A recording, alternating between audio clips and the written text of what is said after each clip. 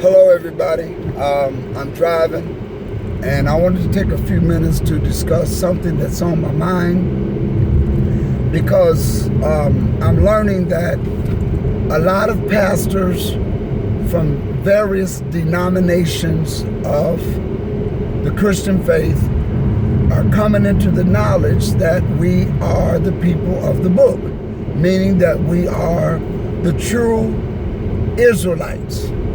That a lot of people that came over on the transatlantic slave trade no doubt came from the Igbo tribe, which was the mass of where a lot of Israel was scattered, even into the west coast of Africa. And according to the curses of Deuteronomy, the 28th chapter, those curses are very much applicable to us. And so, no doubt, we know who we are. Now, this is something that's bothered me that I have to say. Pastors to get up on Sunday and telling the people who we are and giving all that information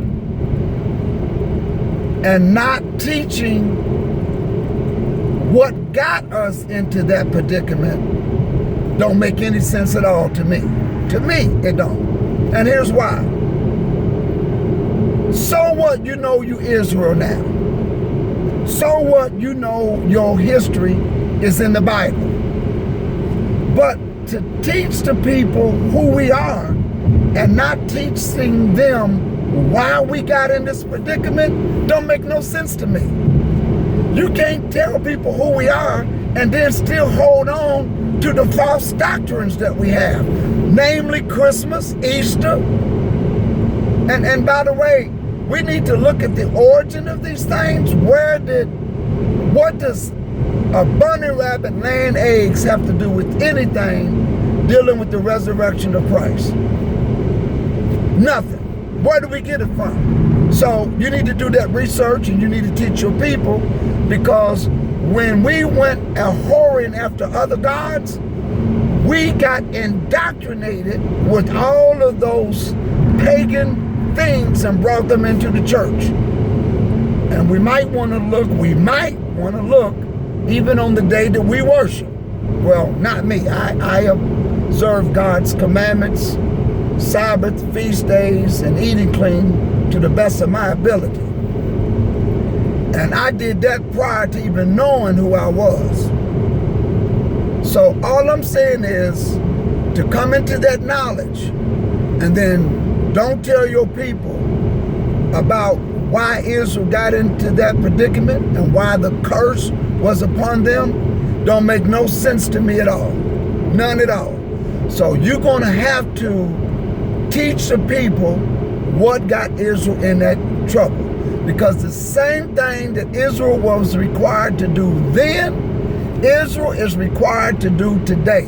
And the only thing that's going to get us out of being the number one in heart disease, the number one in HIV, the number one in all of the other illnesses that exist, the only thing that's going to change that is when we return back to Torah. And when I mean Torah, Genesis, Exodus, Leviticus, Numbers, and Deuteronomy, because God made a covenant with us. And our job, after we got it, we were supposed to teach the other nations and bring them into compliance with God's dietary law, Leviticus 11 chapter, his feast days, which are the plan to salvation, in Leviticus the 23rd chapter, observing God's commandments that was written by his own finger, Exodus the 20th chapter, and quit telling people that these things were nailed to the cross.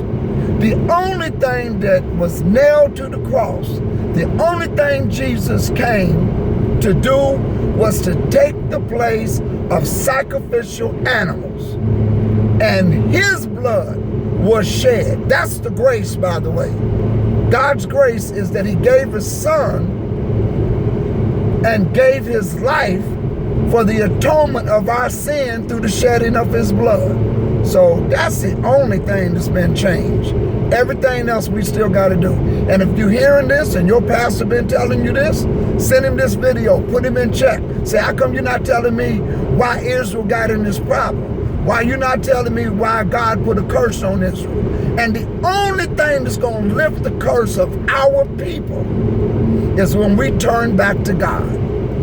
If my people who are called by his name, all we got to do, as the scriptures say, turn from our wicked ways, turn back to him. And he said, if you will return unto me, I'll return back unto you.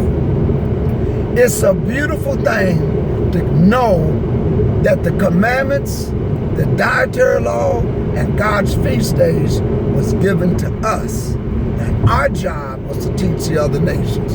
So pastors, please, of all these different denominations, you're coming into the knowledge, you're jumping up and down and telling the people we the real Hebrew Israelites and all of that. Bring everybody back home, all the way home. To know who you are and not what you're supposed to do don't make no difference, don't make no sense, okay? So I just want to leave that on you, because I'm watching and listening to a lot of people and a lot of denominations across the country coming into the knowledge of who we are, and you're not changing, you're not going back to covenant. So you got to do that. God bless you. It's on you now. And if your pastor been teaching that, give him this video. They can call me. You don't have to call me. Just go back to read Genesis, Exodus, Leviticus, Numbers, and Deuteronomy. Read Deuteronomy, the 28th chapter, verses 1 through 14. Look at the promises of God if you do everything he says do. And then look at verse 15. He put a clause in there. If you don't do all of these things, all of these curses will be added to you. Look at verses 16 through everything else. So to come into the knowledge of who you are and to ignore what got you in this predicament don't make no sense.